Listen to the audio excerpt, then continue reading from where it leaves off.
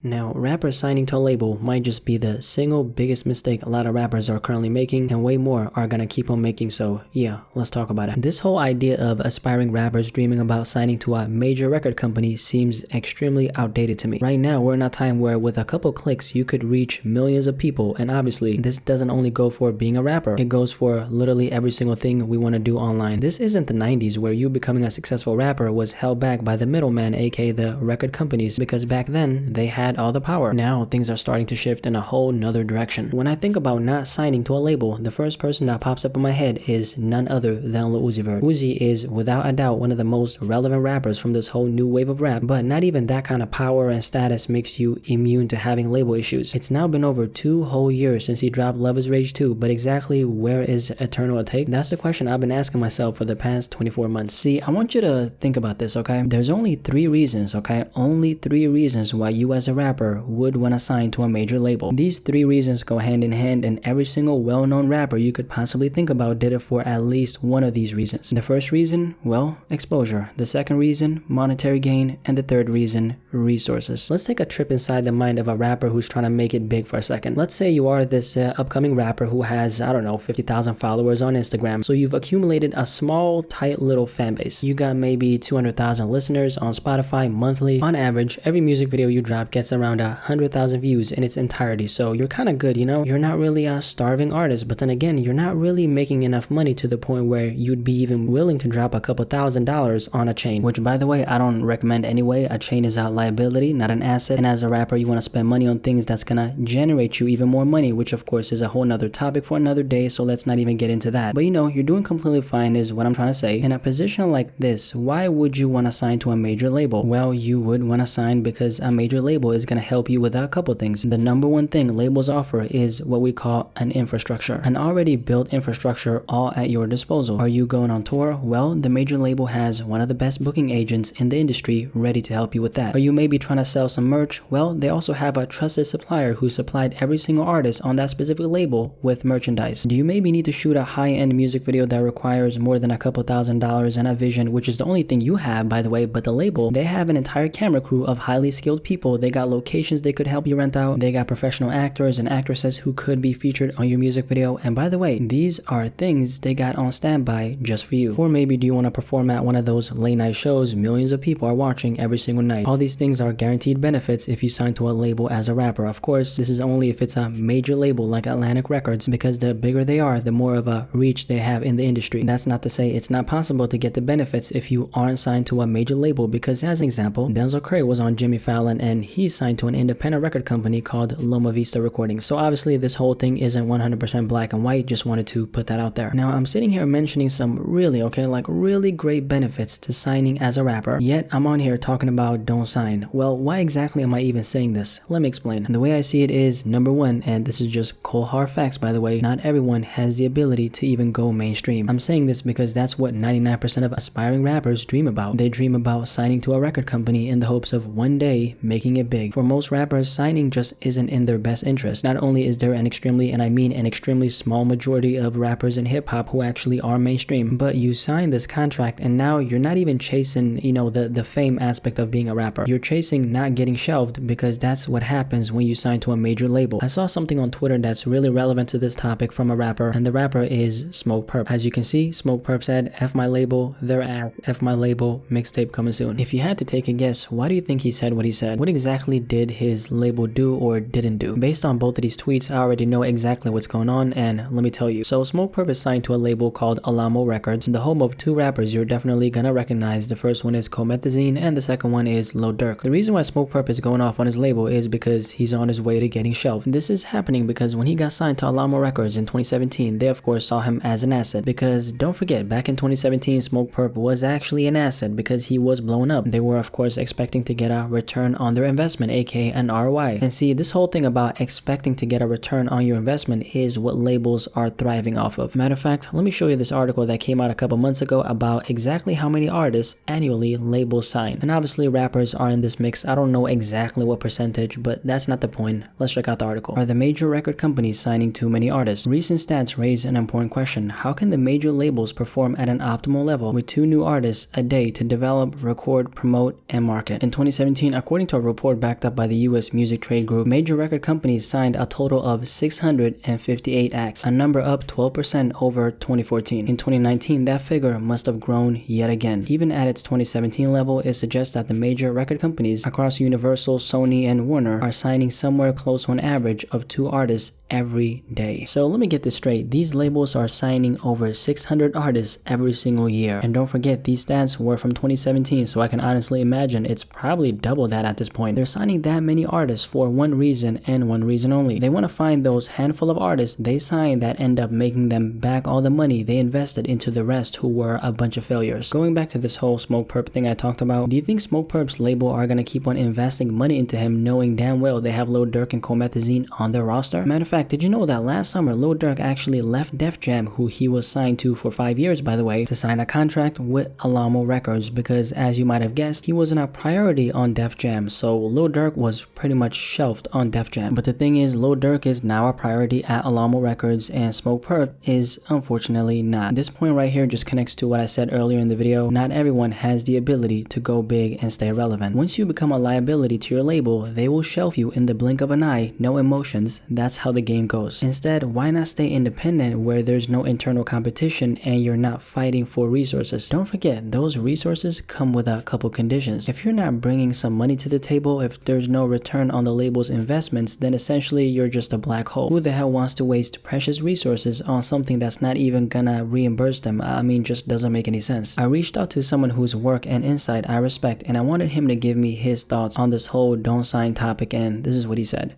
What's up guys, Kato on the track here. Look, if you haven't figured it out by now, being an independent artist in 2019, this is the golden era to be an independent artist. So many indies are winning right now because the internet changed the game. It leveled the playing field for everyone. So we have social media where you can reach all your fans. We have publishing companies that can help administer your publishing and collect all your royalties. Distribution companies to get your music out on all these different platforms. It is the best time to be an independent artist and win right now. So the days of signing to a record label to get your music out or to reach new fans, those days are over. If you're the type of person that likes to maintain full creative control over your music and your business, in my opinion, staying independent is the way to go. It's kind of like school. I was that one student who would fail all his tests or skip class or show up late all the way from grade school through college. And it's not because I was dumb, it's because I didn't thrive in that structured environment. I don't learn by reading out of books. I learn from being hands-on and learning through my mistakes and learning through my experiences. So if that's you and you're the type of person that likes to be hands-on and have full creative control over your own career, then in my opinion, again, staying independent is the way to go. Now, I've worked with a lot of artists over my 12+ year career, and a lot of them have gone on to get signed, and some of them did well, others didn't.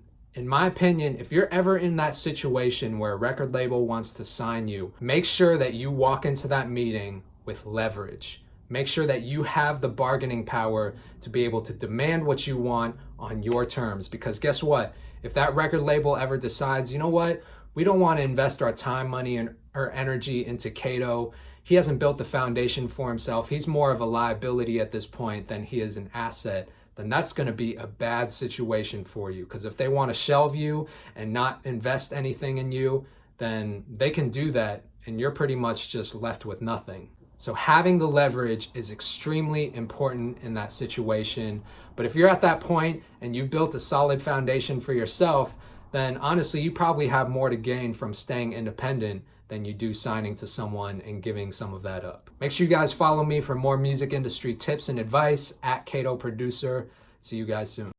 Shout out to Kato, some of you guys might recognize him. I'm going to leave his Instagram in the description below. I think rappers often forget this, but you have the power, not the corporations. A label can't do what you do, that's why they need you. You can start your own label, oh yeah, you can, but the label can't make the music because they need the artist. There's nothing, okay, nothing more powerful than a fan base. That's an artist's biggest leverage. Rappers need to start taking the power in their hands, and if they're going to negotiate some kind of deal, they have to be willing to do it on their own terms or walk away, which a lot of aspiring rappers rappers are not. They feel like they're the lucky ones whenever they put their name on that contract, but nah, you just play yourself. You're signing this deal in the hopes of gaining the world, but at the end you become a slave to the corporations and lose yourself in the process. This is something that happens way too often in the music industry, and I honestly hope this video serves as some kind of wake-up call for upcoming rappers wanting to sign, and I also hope it serves as a wake-up call for everyone who's a fan of rap music and want to start seeing through the BS that happens behind the scenes. Whatever you do not, and I repeat, do not sell your whole existence away for a piece of paper, because once you do,